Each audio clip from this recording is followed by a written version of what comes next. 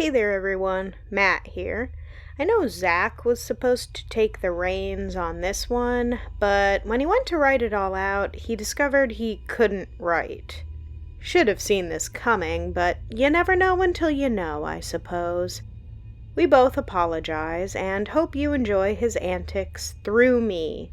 Again, I'm nowhere near as funny as he is, plus I'm still going through the death of our grandma, so please bear with me. Anyway, it's been a while since the last story. There's a whole lot of things I could probably tell you about, but I'll bulletin the small things. First off, we did end up going to the pie eating contest they had at the train station. It was a great day, and we had a lot of fun at the beer tent. We had a ton of pie, and against my warning to my brother, he even ate contestant 6's pie. I mean, she seemed like a sweet old lady, as sweet as they come. That didn't stop the state police from coming out of nowhere and surrounding her, though. It was a complete shock to everyone when they pushed people out of the way and drew about 10 guns on her. She tried to make a break for it, but one of the officers, armed with a rifle and dressed head to toe in tactical gear, smashed her in the face with a rifle and slapped cuffs around her. We were angry and about to charge him. However, she turned face up to him, sent her knee into his crotch, and proceeded to headbutt him. The glass from his face mask shattered, and as he fell to the side, this sweet old woman pulled her legs through her cuffed arms, got up, and ran off beyond the tracks. Officers opened fire when they finally had a shot, but as if on schedule, a train came rolling by, cutting off their view. When it was done, she was nowhere to be found. Come to find out, the pie was a meat pie filled with human remains. I didn't find out if she was some kind of monster or just a cannibal, but luckily I heeded the warning from the radio, and Zach promptly puked his guts up. I had to remind him he was about to eat the same pie again. That same day, there was a hot dog eating contest that Zach was looking forward to. Unfortunately, the only other person to enter ended up dropping out, so when the time was near, it looked as though they were going to have to cancel the whole thing. However, at the last moment, a group of kids that were hoping to watch all asked if they could count as one person and challenge him. "Well, how about it? Think you can beat a bunch of kids?" the woman running it asked. "Heck yeah, I'll beat a bunch of kids. Let's do it." In the end, Zach won 9-12. No big surprise. He won a certificate as well as a coupon for a free pizza at the Bull. "Never thought I'd be awarded for beating children," he said, and everyone laughed. The town had fun, and that helped fix what would have been an otherwise terrifying, if not confusing, day. We've been slowly trying to domesticate the ghoul in the basement to get that medallion. It's most likely in a pile of manure somewhere, and we still don't have much of a plan yet. It doesn't throw things around and scream all hours of the night anymore, though, as long as Zach feeds it. He's even taken to calling it Captain Bubbles. The only real trouble we've had was the day Zach tried to make it a vegetarian. See, the way he does it is he'll leave some raw meat just in front of the trap door, knock a few times, and his clawed hand will come snaking out, pulling it down. It's pretty disturbing to watch. Well, he wanted to see if maybe it wouldn't kill people if he switched it to lettuce. So he left ahead of it like usual, and on cue, the arm pulled it in. There came a sound of crunching as the thing bit into it, then complete silence. The next moment was hell on earth as an ear-shattering screech erupted, along with the lettuce that exploded against Zach's face. "No, Captain Bubbles, no!" he screamed. The trapdoor began to bang, and I scrambled to get some lunch meat. I threw it down there, plastic and all, and it still took a good 20 minutes for it to calm down again. Damn thing's spoiled. Another thing to note, there's been mysterious disappearances of our brooms lately. I looked around for one a couple days ago, and there wasn't a single one to be found. I just figured Uncle Bob just might not have had one, so I went down to the store and got a straw broom as well as a finer synthetic broom. They both went missing the same day, and I yelled at Zach thinking he was playing some kind of prank on me. I swear, dude, I didn't do anything with them. I do have a theory, though. Nope, I know exactly where you're going with this, and I'm gonna stop you right there. Alright, but we both know it's gnomes. Ugh, you're so frustrating. Since that day, I've gone out and bought 5 more brooms. Every single one of them have disappeared, and I have no leads on them. So I hope to hell we don't end up spilling anything. For the most part, that's all that's really worth telling. So now, for the main feature. The day was like any other day. Summer was coming on pretty quickly, and we realized how much of a pain in the ass mowing was every week. Given we didn't really need to mow all areas of the property, but I wanted to keep tradition alive and keep it looking the same as it always did when we'd come up as kids. I was able to talk Zach into getting a riding lawnmower with our savings. They were drying up pretty quick, so we did our best to keep our budget tight. No more Bull's Pizza every other night, unfortunately. Serena and her girlfriend Brenda still came by once in a while. She was adamant about staying away from the basement, which meant no more pool games either, but we set up the croquet set and drank outside when it wasn't too hot. We were still cutting and delivering wood, but it wasn't paying as much as we'd hoped, which is why we accepted the job from the mayor.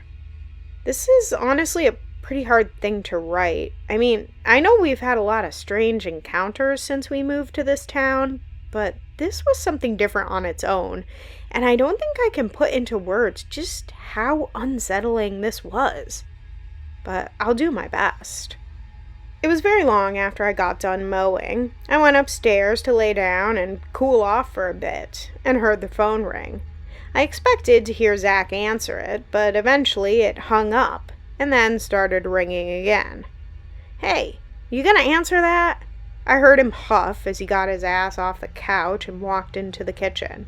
I didn't catch a whole lot of the conversation, but Zach began yelling questions up to me. Hey Maddie, is there a Mr. Redhill here? That's you, dumbass. The mayor's on the phone. He wants to know if we'll do him a favor. No. He says it's a job. He'll give us money. I thought about our dwindling account and then thought of all the expenses we had. It wasn't that expensive living here in the nutsack of nowhere, but we needed to save for house and land taxes at the beginning of next year, and I had my suspicions that my brother's gambling and women problems haven't quite stopped. I haven't walked in on him with the Mrs. Butterworth bottle in a while, thank God, but I wasn't honestly sure if that was worse. Yeah, fine. You take care of it. I'm gonna take a shower. I grabbed my clothes and towel and made my way down to the bathroom. Passing by, I heard him talking to the mayor, saying, "Sure, I love puppets." I didn't know what that meant, but Zach had the habit of talking about anything with people, so I tried not to think about it.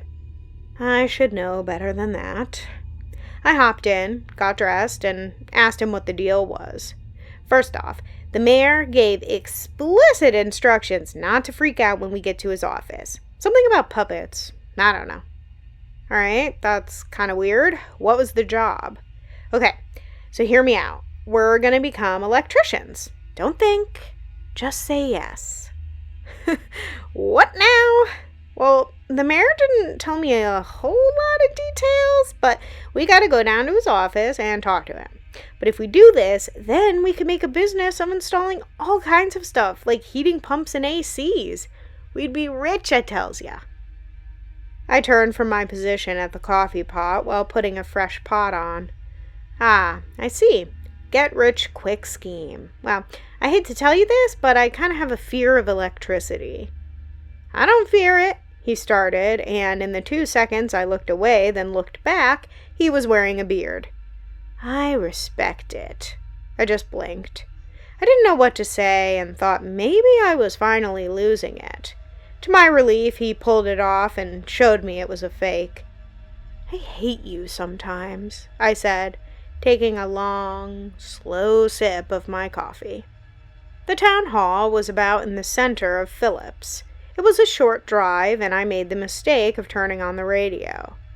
"Good day, Phillips and Sons. The time is now 5:46 p.m. The weather is sunny, and a good day to go out and enjoy the coming summer. If you're out there waiting to find the boys, head on down to the warehouse on the west side of town. Some people have begun to report young men being attacked by cougars.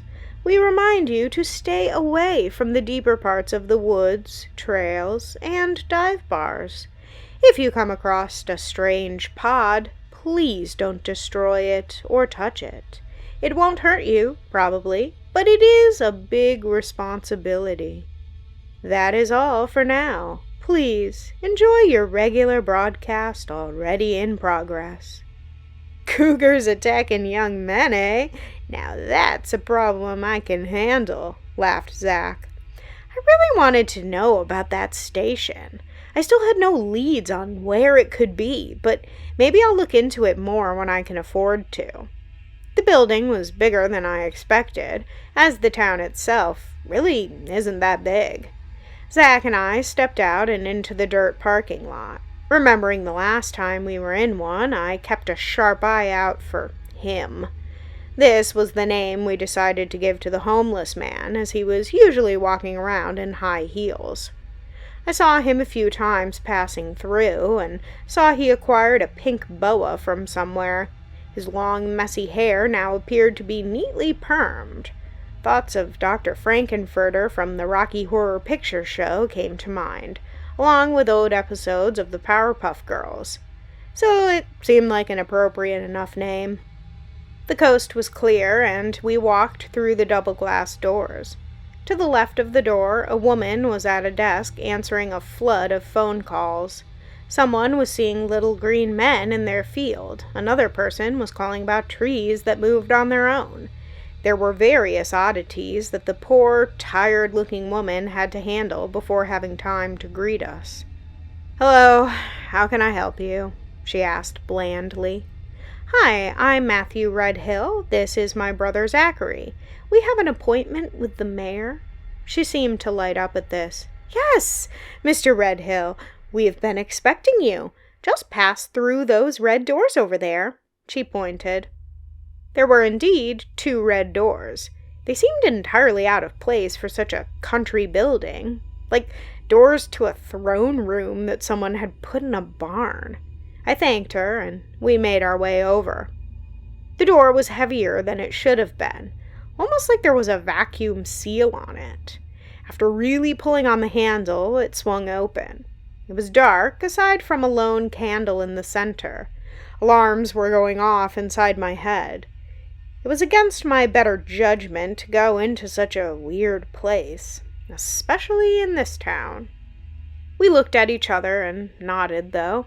After the crap we'd been through, the 2 of us would be all right. Probably. "Please close the door." A soft voice with an English accent spoke out from the other side of the room.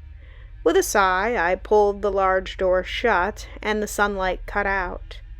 I could see a lot better now, and from where the voice had come was a large, old desk. Sitting behind the desk was a figure with wispy white hair and deep red lips. His stiff fingers reminded me of Lego men, and his unblinking eyes felt like they stared directly into our souls. The person rose and stuck out a stiff-fingered hand. "Ah, the Redhill brothers. I was hoping you would come. I am Mayor Bargast. Pleased to make your acquaintance," he said with a bow. "Hey there, so what's this job you wanted us to do?" I asked. "And are those strings?" asked Zach. I looked a little bit closer, and there were what looked like multiple strings coming off of the man that led up to the dark rafters of the ceiling. Yes, they are. I have called the 2 of you here to go turn the electrical panel back on in a building outside of town. It Dude, that's awesome. But why do you have strings? Blurted Zach. I suffer from a condition. This marionette's body is merely that, a marionette. Anyway, the building in question is the... Why? What's wrong with your actual body? Is it freakish? Can I see it? Yes, well, no, actually, you see, every mayor of this town has been cursed. As soon as we are elected, our bodies contort into something unnatural, and something like that would surely give you nightmares. Now, if you don't mind, the building is the warehouse on the south side of town. It's been abandoned for some time, and the front door will be locked. I'll give you a key. Tell you what, we'll do it if you give us a peek. Just a quick one, and a medal, interrupted Zach again. I swear I could feel the air in the room grow hot and heavy, and a faint light, focused from the puppet's face, began to show brighter than the candle that flickered, making the shadows of the room dance in silence. If you interrupt me one more time, you will regret it, said the mayor in a slow, threatening voice. I am not someone you want to have as an enemy. The hair on the back of my neck stood up, and my blood turned to ice. From the looks of my brother, he felt just as intimidated, and quickly stopped talking. Then, just as quickly, Mayor Bargast picked up where he left off in his light, jovial tone. I will give you a key for the back door. It will have to be returned on completion, as it is a very special key. Complete this job for me, and I may give it to you for other jobs. Well, what say you, gentlemen? Up to the task? I was afraid to open my mouth, but I had a few questions. Yeah, we'll do it, but can I ask why us? We don't really have much experience with electricity. Never took a single course. Normally, this would be a job for the city. However, as you undoubtedly saw coming in here, we are stretched thin. Also, no one else will take the job because of, well, it might be just a tad haunted. A tad haunted? I asked. What the hell does that mean? Well, you see, there is an old Indian spirit there that kind of chases off anyone that comes near it. You boys were born into the strange world of Phillips. It's in your blood. Plus, I've been hearing of some of your exploits. Truly marvelous. I have no doubt this will be quite simplistic for you lads. I sighed, slightly frustrated. It couldn't be enough that a life-size wooden doll who was mayor-elect was giving us work. But of course, the place was haunted. Yeah, I suppose. Like I said, show me your face and give me a medal, and I'll go around pug smuggling if you want me to, said Zach. Once again, the room grew heavy. All right, fine. I'll give you a bloody medal, and you will see my face. But just remember, you asked. But first, your task. I wish you luck, gentlemen, the puppet said with a salute. From somewhere up above, something flew down and clanged against the carpet. I bent down to pick up a small key. It looked old, like the kind that had a round shaft with a few teeth at the end. On the flat part was a picture of an eyeball surrounded in a circle, almost like the all-seeing eye on the back of a dollar bill. I was relieved to walk out of that dark room, and the daylight felt harsh on the other side. The woman barely gave us a smile of a goodbye as we left. The phone continued ringing non-stop, and it was apparent there was more wrong with this town than I'd previously thought. We got back in the truck, Zach behind the wheel, and pulled out onto the road. I noticed he was going the wrong way and was about to ask when I realized he was going to the Bull. Gonna need our strength before we go in there. Never been up against a ghost before. Especially an Indian ghost. They're worth at least 2 ghosts. Did you forget about Uncle Bob? Well, no, but he hasn't tried to swallow our souls yet. Plus, he doesn't seem too off-put by that medallion of yours. I put my hand to my pocket, feeling the circular shape. He was right on both counts. Well, make it quick. I want to get this over with and collect our money. You got it, Maddie. I won't hold your girlfriend up too long, he said with a wink. Don't make me grab a stepladder and kick you in the ass. 20 minutes went by, which, to his credit, I figured would be longer. Zach came out with 2 large pizzas, breadsticks, chicken wings, and Serena following in tow. Good God, are you pregnant? I asked. What? It's gonna be a long night. Whatever. Hey, Serena, what are you up to? Hey, Matt. Zach was telling me about your new job, and I just got off a bit ago, so I thought I'd tag along. That's all right, isn't it? Oh, yeah. Wait, I don't actually know how safe it's gonna be. There's supposedly an Indian ghost running around. Oh, don't worry about me. I got my bodyguard and her 16 little friends. Plus, all the more reason for me to go. It could get dangerous, and I saw how you guys looked after visiting the nursing home. I considered this, and she was right. Since then, we've always made sure to have some sort of weapon with us in the truck, but nothing could beat hot lead. Alright, but you gotta hold the food. Zach might breathe it all in before we get there. Deal. Hey, I haven't breathed in anything all day. Which reminds me, we also need our spinach. I took the wheel, and he got in the middle next to me, much to my dismay. Serena took the door. I pulled back onto the road as Zach fished a doobie and lighter out of his shirt pocket. Humming the Popeye theme, he lit it, and we made our way to the other side of town. The sun was setting behind a large hill, casting the town in a blood-red color. I never cared for that time of day. It made me feel like us and everyone else was dead and in some sort of hell. We passed the spliff around until it was a roach, and I finally began to relax. It didn't take long to get to the warehouse, and I was surprised to find a van already parked there. The really odd part about it was one of those vans from decades ago with a picture of a unicorn spray-painted onto the side. It wasn't as good as most of them go, and actually looked like a child's drawing with stick legs. Definitely made me question the person that owned it, but we weren't here for that at the moment, and these things have a way of revealing themselves in their own time. Sure as hell didn't take long. As we rounded the corner of the large building, there was a man and a woman sitting on the steps. The man was a tall, skinny guy with shaggy blonde hair, and the woman had long red hair with thick round glasses. They looked to each other and smiled, then started giggling. I'm surprised things could still make me uncomfortable. Hey, who are you guys? I asked. We've been hearing about you two, and we wanted to come with you on one of your adventures, the woman said. The guy couldn't stop giggling for half a minute. Yeah, man, we heard you were coming here to bust a ghost. He got out before bursting out in another raucous round of laughter. Great, a fan club. Alright, you groovy dudes like doobie snacks? Asked Zach, pulling out a joint. Ha! You read our minds, man, the guy said, laughing even harder.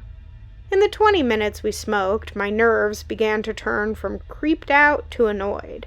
Serena seemed to share my feelings, and we ate our food, which Zach was more than willing to share. We learned their names were Melvin and Sheena. They were a couple of hippies that were touring the state as part of their spiritual awakening, or whatever, and I pretty much stopped listening after that.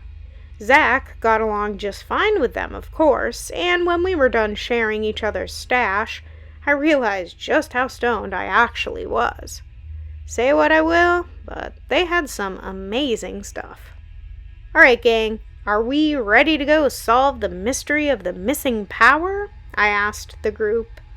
They all nodded, and before I knew it, we were all giggling and couldn't stop as we all filed in. As I pushed the key into the knob, I noticed it had an orange scarf tied to it. Yoink! Yelled Zach. He pulled it off and wrapped it around his neck before tying a neat knot in the front. This all seemed way too familiar, but I just couldn't put my finger on it. The hallway was long, and we turned on our flashlights. It didn't even occur to me to ask if they had one. They did, luckily, so it saved on backtracking and made it much easier to make our way around. As high as I was, the silence was becoming unnerving. We made our way to an open room that must have held some sort of product at some point. We looked around for a moment, then jumped as the smoke began to pour up from the floor in the center. It began to clear, and we could see the transparent figure of an Indian chief, complete with a full headdress. "Leave here, and don't come back. If you don't, then you will become ghosts yourselves by midnight. Oh!"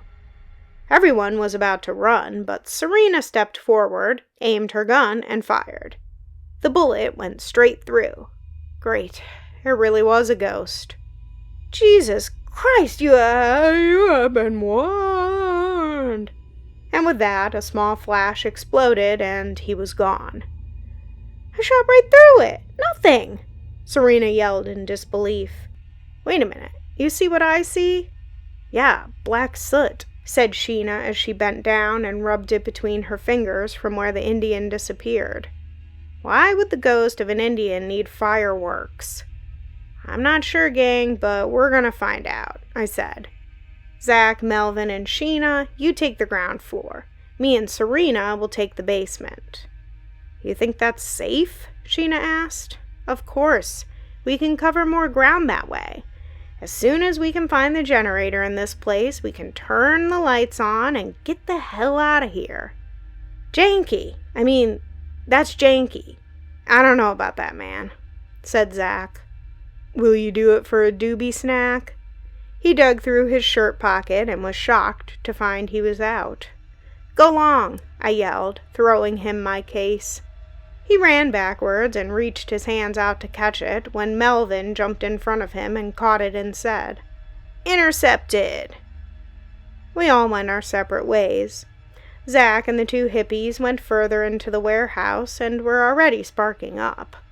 Serena and I walked along the wall where metal stairs went downward. The small clang of our steps echoed louder than I would have wanted.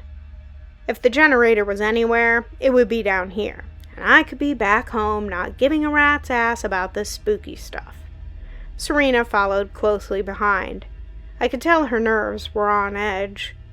The bottom led forward into a hallway with 4 doors on either side, and a turn to the right at the end. "You check the left, and I'll check the right," I whispered. Even that felt too loud, as I could easily hear both our heavy breathing. She nodded and walked into the first room on her side. I went into mine, and it was large and full of boxes.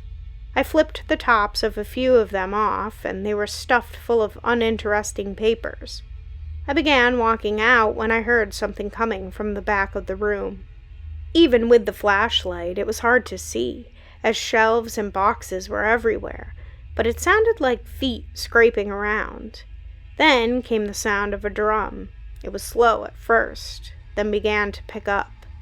I backed away, and from around a corner came the Indian chief. Instead of being white and transparent as before, now there was no skin, and 2 black, empty eye sockets stared back. In his hand he held a drum, which he was beating with a tomahawk. He laughed as he raised it over his head and threw it. I dove to the right as the weapon flew overhead and smacked hard into the wall. He pulled out a knife and began making his way toward me, and I crawled on all 4s to get out of that room. Grabbing the handle, I slammed it shut, and from the other side, Serena came running out. "What's wrong?" she yelled, gun brandished uncomfortably in my direction. "In there! Ghost Chief!" She quickly opened the door and scanned the room. I got up and followed her in, and there was nothing there. "You sure you just didn't smoke too much? That was some pretty strong stuff." "I swear to God I saw it in here. It threw a freaking hatchet at me." The tomahawk was now gone, but the deep gouge in the wall was still where it hit. I could tell she didn't believe me, even if she didn't say it outright, so I just dropped it. I actually did find something. Apparently back in the 40s, this building was storing old Indian artifacts that were due to be sent to a museum in New York somewhere. There's accounts of legal battles between the owner of the building, Fred Sharber, and an activist named Trevor Ling. Most of these artifacts were dug up right from this property. Well, if this building was built on Indian land at some point, I guess that would piss the spirits off. Still kind of weird this building would be abandoned for 80 years just because of a ghost. Shit, I don't even know if the power will turn on. Ugh, this damn town, I'm telling ya. We continued down the hall and tried the other doors. The second one on her side contained a lot of crates and nets, and the one on my side was locked. You know, I kind of want to see in this room, I said as I started to kick it in. It wasn't budging, so she gave me a hand, and together we were able to break the handle. Inside was an office, and wouldn't you know it, there was a similar little offshoot of a door that went into the room where the Indian chief attacked. It was hidden behind some crates. On the desk was some paperwork, both old and new, along with a projector. On a coat rack next to the desk was some odd Indian garb. You know, I'm starting to think there's more to our ghostly friend than just a pile of bones. Here's the plan, I said. And we proceeded to come up with a trap, using one of the rope nets from the other room. We went upstairs, up the ladders, to the walkway on the second floor, and set it up. After reading those papers, we knew the ghost would come soon, so Serena stood in plain sight and waited. It didn't take long.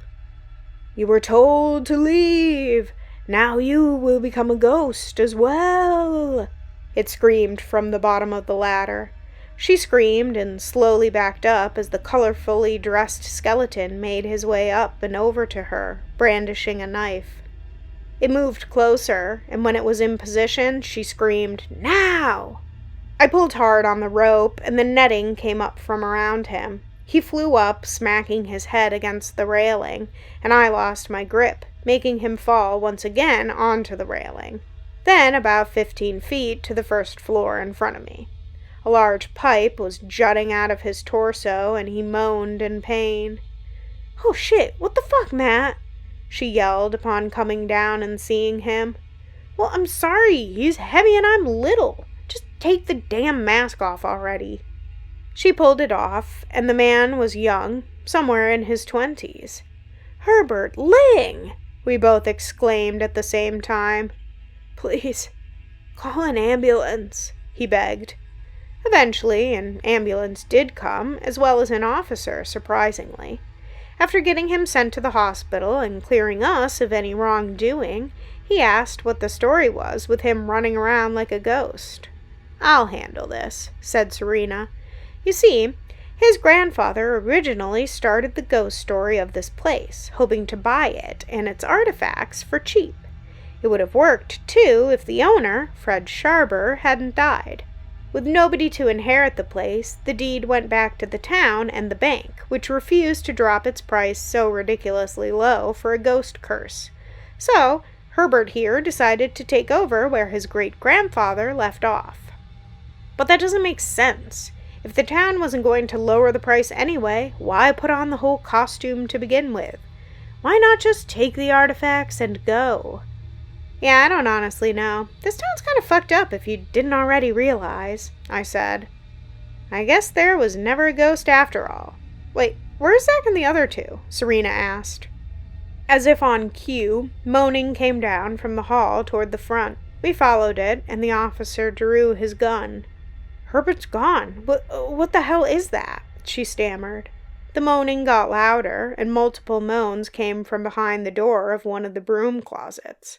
The officer ripped open the door, and our flashlight shone upon a naked Zach and two hippies going at it like animals.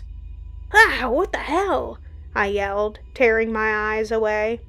Zach lit up a joint and took a big hit before yelling, "Dooby-dooby-doo!" He instantly regretted it as he was slapped in handcuffs and dragged to jail. The next day he was released as a favor to the mayor. We entered his office, and the wooden thing welcomed us in. "How very good of you to flush out the cause of the haunting, gentlemen." "Well, yeah, but we never did actually get the power turned back on," I offered.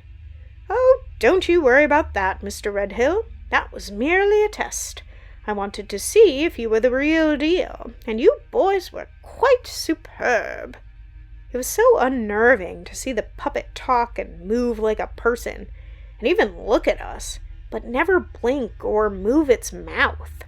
It was nothing compared to what came next, though. Alright, we kicked the ghost's ass. I get to see the real you now, right? And get a medal? Blurted Zach. Are you serious? Very well. Come closer. The atmosphere got a whole lot heavier again, and I felt like I could cut the dread with a knife. Zach made his way to the marionette, and I could tell he was beginning to question his decision. He sparked his lighter and raised the light toward the cross beams. Clawed feet stuck out, curling around the wood. A bland, brown robe draped around a bulky body, and rough, dark-skinned claws held the controls that moved the puppet. The light made its way to the creature's face, and it ripped the hood off, exposing multiple eyes, a huge, round mouthful of teeth which roared down at Zach. "Sweet Mariah Carey, what the hell is that?" he yelled, falling back onto his ass. "I told you. Now, you may leave. Oh, and don't forget your medal," he said, tossing it unceremoniously to the ground from up above. It was clear my brother had pissed himself, and I couldn't blame him for that. "You may collect your payment, $500 each, from Mary at the front desk. Oh, and next time I call, you should really answer the first time. Until then, boys." We left unsure how to feel about the entire thing. The money was nice, and Zach made pretty good friends with Melvin and Sheena. They come over once in a while, and he's even talking about letting them sharecrop their weed strain in the woods around the house. We'll see what happens.